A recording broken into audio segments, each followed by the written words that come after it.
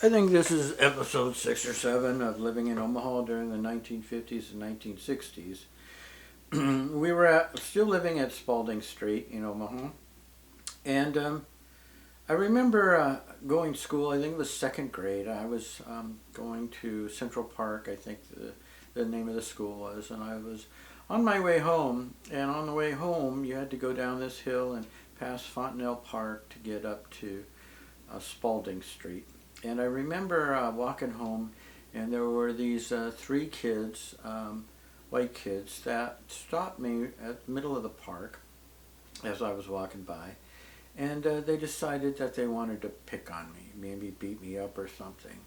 I was pretty sure I was done for, but all of a sudden, out of nowhere, I mean, like literally behind out from a tree, came this short, scrawny African American kid named his nickname was Gunny Sack. I don't want to give his real name away without his permission, but he was the greatest kid. He came out of nowhere. He was a short little African American, like I said, with crooked teeth, and he walked up to those three boys and proceeded to beat all three of them up because he didn't think it was right for them to be picking on one person. So we had become friends.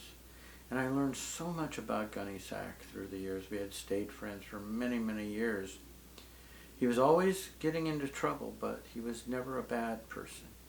He was just a person who had believed that people had rights and people should be treated equally.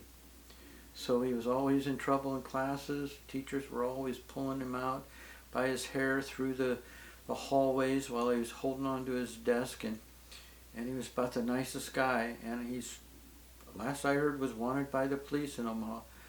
But he was a great guy. He was the greatest kid with the worst luck I've ever known anybody to have. I miss him, and I wish we could connect again, but we haven't been able to. And that was where I met him, was off of Spalding Street in second grade.